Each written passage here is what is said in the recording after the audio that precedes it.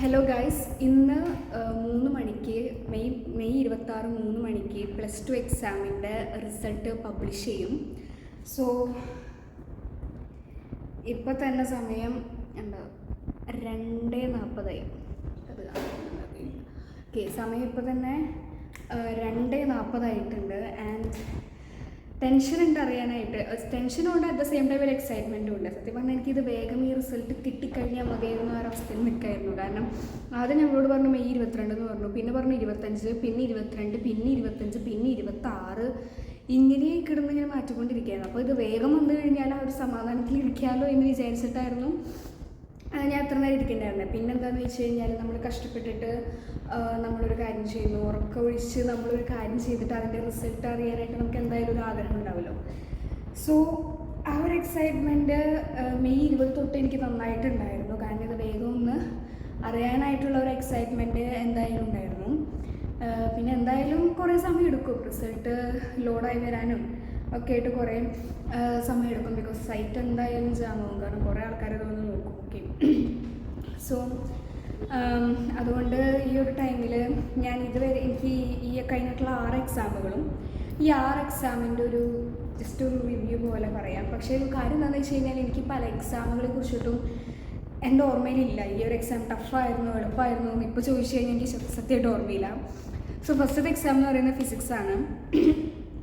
Physics ഒരു ഇത്തിരി ടഫായിരുന്നു, പക്ഷെ ഓവറോൾ അത് ഈസിയാണ്. കാരണം എനിക്ക് മാത്രം ടഫായിരുന്നു എന്നാണ് എനിക്ക് തോന്നിയത്. പക്ഷെ ഓവറോൾ അതൊരു അത്യാവശ്യം എല്ലാവർക്കും കുഴപ്പമില്ലാത്തൊരു പരീക്ഷ തന്നെയായിരുന്നു ഫിസിക്സ്.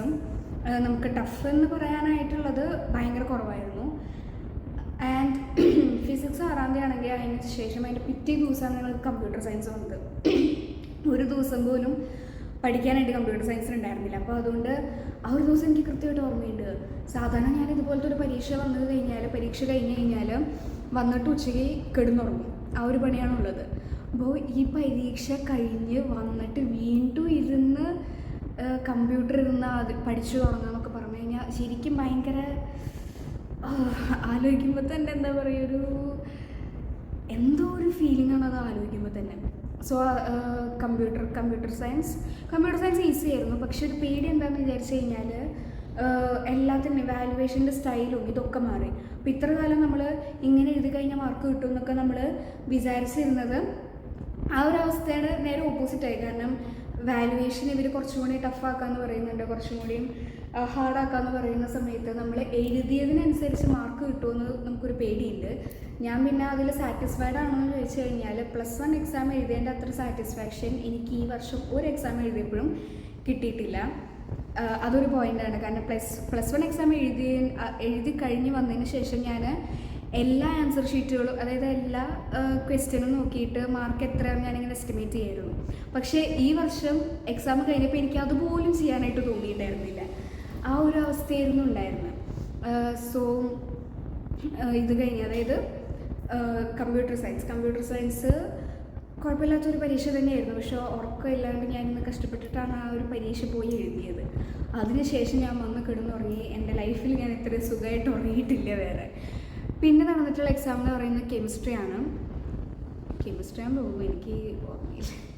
കെമിസ്ട്രി ആയിരിക്കും. ഓക്കെ, കെമിസ്ട്രിയെ കുറിച്ച് പറയുകയാണെങ്കിൽ കെമിസ്ട്രിയും ഈസി ആയിരുന്നു, എല്ലാവരും ഈസി ആയിരുന്നു തന്നെയാണ് പറയേണ്ടായിരുന്നത്. പക്ഷേ ആ ഒരു സമയത്ത് എനിക്ക് എന്താണെന്ന് വിചാരിച്ചു കഴിഞ്ഞാൽ എനിക്ക് ആ ഒരു എക്സാം എഴുതിയിട്ട് ആ ഒരു സാറ്റിസ്ഫാക്ഷൻ കിട്ടിയില്ല.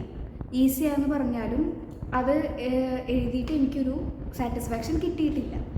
അത് കാര്യമായിട്ടുള്ളൊരു കാര്യം തന്നെയാണ്. അപ്പോൾ അതിൻ്റേതായിട്ടുള്ളൊരു വിഷമമൊക്കെ ആ ഒരു സമയത്ത് നന്നായിട്ടുണ്ടായിരുന്നു കേട്ടോ. പിന്നെന്താണെന്ന് വെച്ച് കഴിഞ്ഞാൽ എനിക്കിപ്പോഴും ഒരു ക്വസ്റ്റ്യൻ, അതായത് സ്യൂഡോ ഓർഡർ റിയാക്ഷൻ എന്താണെന്ന് ചോദിച്ചിട്ടുള്ള ചോദ്യത്തിന്, അതായത് ഫസ്റ്റ് ഓർഡർ റിയാക്ഷനാണ് പക്ഷേ ഹയർ ലെവൽ കാണിക്കും എന്ന് പറയേണ്ടതിന് പകരം ഞാൻ ഹയർ ഓർഡർ റിയാക്ഷനാണ് പക്ഷേ ഫസ്റ്റ് ഓർഡറായിട്ട് കാണിക്കും എന്നാണ് ഞാൻ എഴുതി വെച്ചിരിക്കുന്നത്. അതും അങ്ങോട്ട് ഇങ്ങോട്ട് തെറ്റിപ്പോയെന്ന് എനിക്കറിയില്ല. അത്ര ഒരു കൺഫ്യൂസ്ഡ് ആയിട്ടായിരുന്നു ഞാൻ ആ ഒരു അവസ്ഥയിൽ ഉണ്ടായിരുന്നത്. പിന്നെ നടന്നിട്ടുള്ള എക്സാം എന്ന് പറയുന്നത് മലയാളമാണ്. മലയാളം ഈസി, കുഴപ്പമില്ല. മലയാളം ഈസി ഒരു സബ്ജക്റ്റ് തന്നെയായിരുന്നു. എല്ലാം എനിക്ക് എഴുതാനും സമയമുണ്ടായിരുന്നു. എൻ്റെ അറിവ് എനിക്ക് എല്ലാം എഴുതാനുള്ള സമയമുണ്ടായിരുന്നു. അത്യാവശ്യം കുഴപ്പമില്ലാത്തൊരു പരീക്ഷ തന്നെയാണ്. ആൻഡ് നെക്സ്റ്റ് എന്ന് പറയുന്നത് മാത്സ്. മാത്സാണ് ഏറ്റവും കൂടുതൽ പറയാനുള്ളത്. കാരണം ഞാൻ മാത്സ് എക്സാമിന് വേണ്ടി കുറേ സമയം, അതായത് ഒരു ക്വസ്റ്റ്യന് വേണ്ടിയിട്ട് ഞാൻ കുറേ സമയം കളഞ്ഞതിൽ എനിക്ക് നല്ല റിഗ്രറ്റ് ഉണ്ട്. പറയുമ്പോൾ മാത്സ് എല്ലാ ക്വസ്റ്റ്യനും, അതായത് ഓപ്ഷൻ അനുസരിച്ചിട്ട് എഴുതേണ്ട എല്ലാ ക്വസ്റ്റ്യനും ഞാൻ എഴുതിയിട്ടുണ്ട്. പക്ഷേ എന്നാലും എനിക്ക് ഒരു എക്സ്ട്രാ ക്വസ്റ്റ്യനും കൂടി എഴുതാമായിരുന്നു എന്ന് എനിക്ക് തോന്നിയിട്ടുണ്ട്. കാരണം എഴുതാനായിട്ട് ഞാൻ ആഗ്രഹിച്ചിട്ടുണ്ടായിരുന്നു ആ ടൈമിൽ, പക്ഷെ എനിക്ക് സമയം കിട്ടിയിട്ടുണ്ടായിരുന്നില്ല. അത് തന്നെയാണ് ഏറ്റവും പ്രശ്നം, സമയം എനിക്ക് കിട്ടിയിട്ടുണ്ടായിരുന്നില്ല. കാരണം മെട്രിക്സിൻ്റെ ഒരു ക്വസ്റ്റ്യന്, ലാസ്റ്റത്തെ സെക്ഷനിലത്തെ മെട്രിക്സിൻ്റെ ഒരു ക്വസ്റ്റ്യന് തന്നെ ഞാൻ കുറേ സമയം കളഞ്ഞു. അതിനെനിക്ക് ഉത്തരം കിട്ടാണ്ട് കുറേ സമയം കളഞ്ഞു. കാരണം ഞാൻ എഴുതിയതിലൊരു വ്യത്യാസം ഉള്ളത് കൊണ്ട് മാത്രം അത് ഫുള്ള് പോയി. അപ്പോൾ അങ്ങനെ കുറേ സമയം ഞാൻ കളഞ്ഞു. പിന്നെ എല്ലാം എഴുതിയിട്ട് തിരിച്ചു വന്ന് ഞാൻ അതുമ്മേ തന്നെ ഇരുന്നു. അപ്പോൾ കുറച്ച് അവസാനമൊക്കെ ആയിട്ടാണ് എനിക്ക് മനസ്സിലായത് അത് തെറ്റുണ്ടെന്ന്. അങ്ങനെ അത് തിരുത്തി കഴിഞ്ഞപ്പോഴേക്കും കറക്റ്റ് സമയമായി, ടൈംസ് അപ്പ്. സോ അതിൻ്റെ കാര്യം അങ്ങനെ പോയി. മാത്സ് അതുകൊണ്ട് എല്ലാവരും ടഫായി തന്നെയാണ് പറഞ്ഞിട്ടുള്ളത്. എൻ്റെ ഒരു ഇതും ടഫൊക്കെ തന്നെയാണ്, അത്യാവശ്യം ടഫായിട്ടുള്ളൊരു പേപ്പർ തന്നെയായിരുന്നു. പക്ഷേ ഇത് ടഫായതൊന്നുമല്ല എൻ്റെ ഒരു വിഷയം എന്ന് പറയുന്നത്. എൻ്റെ ഒരു പ്രശ്നം എന്ന് പറയുന്നത് എനിക്ക് എക്സ്ട്രാ ക്വസ്റ്റ്യൻ എഴുതാനായിട്ട് സമയം കിട്ടിയിട്ടുണ്ടായിരുന്നില്ല. എനിക്ക് ട്രൈ ചെയ്ത് നോക്കാൻ പറ്റുന്ന കുറേ ക്വസ്റ്റ്യൻസ് ഉണ്ടായിരുന്നു. പിന്നെ ഞാൻ ഈ മെട്രിക്സിൻ്റെ ഭാഗത്തിന് ആ ഒരു ടൈം പിടിച്ചു വെച്ചില്ല. അതായത് അതിന് വേണ്ടിയിട്ട് ആ ഒരു ടൈം വെറുതെ കളഞ്ഞില്ലായിരുന്നുവെങ്കിൽ എനിക്ക് കുറച്ചും കൂടി ഇതിൽ ബാക്കി ക്വസ്റ്റ്യൻസൊക്കെ കവർ ചെയ്യാനായിട്ട് പറ്റിയാണ്. അപ്പോൾ അതുകൊണ്ട് എനിക്ക് അതിൻ്റെ വിഷമമാണ്. ടഫായതിനേക്കാളും കൂടുതൽ എൻ്റെ വിഷമം എന്ന് പറയുന്നത് എനിക്ക് അത് എഴുതാനായിട്ട് ടൈം കിട്ടിയില്ല എന്നുള്ളതാണ്. പിന്നെ എനിക്ക് തോന്നുന്നു മെട്രിക്സിൻ്റെ പാഠം ഈസിയാണെന്ന് നമ്മൾ വിചാരിച്ചിട്ട് വിട്ടുകളയുന്ന സമയത്തും എന്താ പറയുക, അതിന് വേണ്ടിയിട്ട് നമ്മൾ ടൈം സ്പെൻഡ് ചെയ്യണമായിരുന്നു. കുറച്ചും കൂടി ടൈം കുറേ ക്വസ്റ്റ്യൻസ് അതുപോലെ ചെയ്ത് നോക്കുന്നുണ്ടായിരുന്നു. ഞാൻ അത്യാവശ്യം കുറേ ക്വസ്റ്റ്യൻസ് മെട്രിക്സിൻ്റെ ചെയ്തിട്ടുണ്ടായിരുന്നു. ബട്ട് സ്റ്റിൽ കുറേ കൂടി ക്വസ്റ്റ്യൻസ് ചെയ്താൽ കൊള്ളാമായിരുന്നു. ഓക്കെ.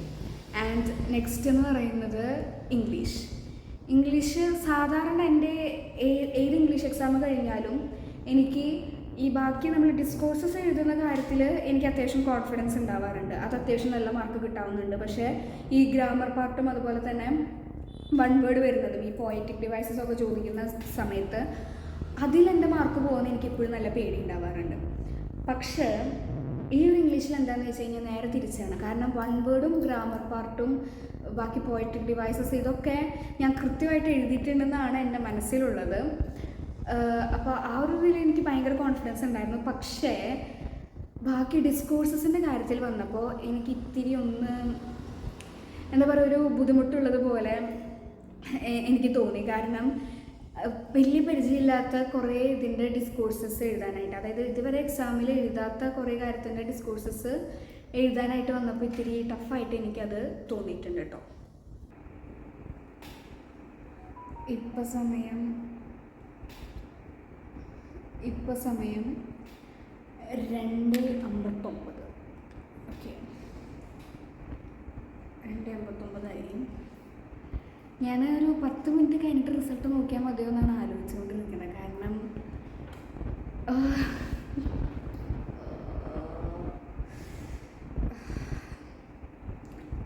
2 മിനിറ്റ് കഴിഞ്ഞിട്ട് നോക്കിയാൽ മതിയില്ലേ?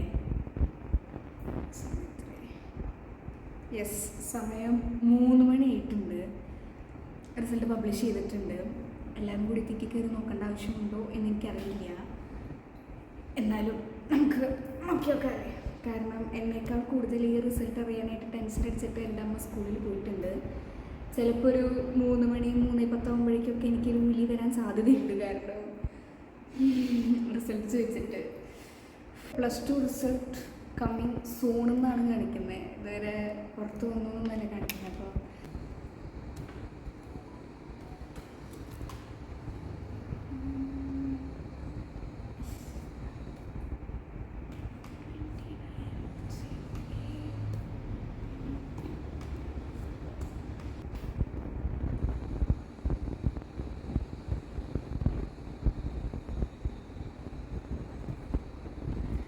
ഞാനിപ്പോൾ നോക്കാൻ പോവാണ്. ഓക്കെ, 1 2 3 എന്തത്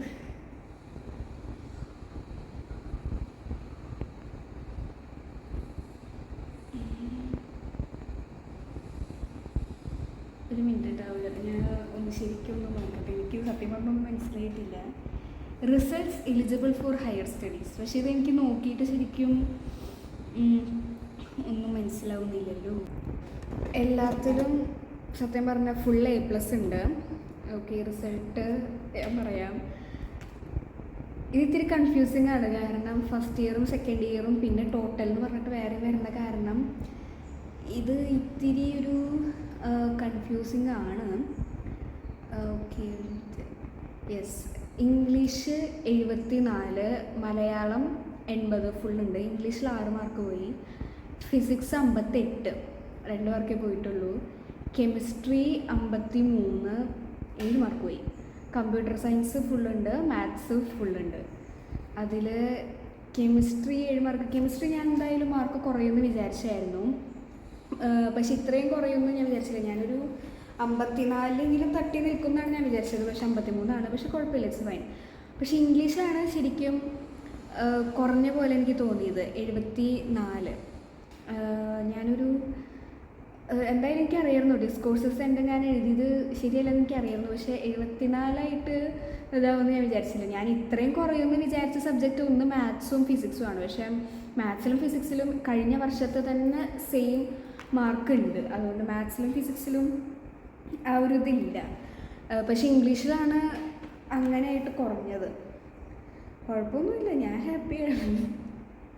എന്താണെന്നറിയില്ല, ഞാൻ വിചാരിച്ചത് ശരിക്കും പറഞ്ഞാൽ ഞാൻ പറഞ്ഞല്ലോ, എൻ്റെ മനസ്സിൽ 89% എന്നായിരുന്നു എൻ്റെ മനസ്സിൽ കിടക്കുന്നുണ്ടായിരുന്നത്. അപ്പോൾ അതിൻ്റെ ഒരു നല്ലൊരു പേടി ഉണ്ടായിരുന്നു. പക്ഷേ ഇത് ഞാൻ നോക്കിയ സമയത്ത്, അതായത് ടോട്ടൽ പെർസെൻറ്റേജ് എടുത്ത് നോക്കിയ സമയത്ത് എനിക്ക് ടോട്ടൽ കിട്ടിയിട്ടുള്ള മാർക്ക് 2 വർഷത്തെയും കൂടി കൂട്ടി കിട്ടിയിട്ടുള്ള മാർക്ക് എന്ന് പറയുന്നത് 1151.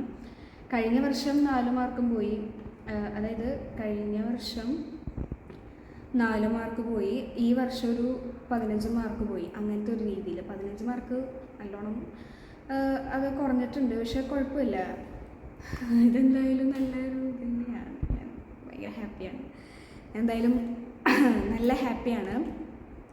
ആൻഡ് എന്താ പറഞ്ഞേ, 15 മാർക്ക് പോയി, ബട്ട് കുഴപ്പമില്ല. എനിക്ക് ഇംഗ്ലീഷിൽ നന്നായിട്ട് കുറഞ്ഞ പോലെയാണ് തോന്നിയിട്ടുള്ളത്. കെമിസ്ട്രി എനിക്ക് അറിയായിരുന്നു, കെമിസ്ട്രി ഭയങ്കരമായിട്ട് കുറയുന്ന അറിയായിരുന്നു. പക്ഷേ ഇതിൻ്റെ ഒപ്പം എനിക്ക് സന്തോഷമുള്ളത് എന്താണെന്ന് വെച്ച് കഴിഞ്ഞാൽ ഫിസിക്സും അതുപോലെ തന്നെ മാത്സും പിന്നെ മലയാളം കഴിഞ്ഞ വർഷം കിട്ടിയ അതേ മാർക്ക് തന്നെയാണ് കിട്ടിയിട്ടുള്ളത്. കമ്പ്യൂട്ടർ സയൻസ് 1 മാർക്ക് കൂടി. പക്ഷേ കെമിസ്ട്രി എനിക്ക് കഴിഞ്ഞ വർഷം 80 ഉണ്ടായിരുന്നു. ഇതിൽ 80 മീൻസ് 60 ഉണ്ടായിരുന്നു, അതായത് ഫുൾ ഉണ്ടായിരുന്നു. പക്ഷേ ഇതിലത് 53 അതാണ്. പക്ഷെ ബാക്കിയൊന്നും കുഴപ്പമൊന്നുമില്ല കേട്ടോ, എല്ലാം വളരെ ഹാപ്പി ആയിട്ട് തന്നെ ഞാൻ ഏറ്റെടുക്കുന്നു. എന്തായാലും താങ്ക് യു.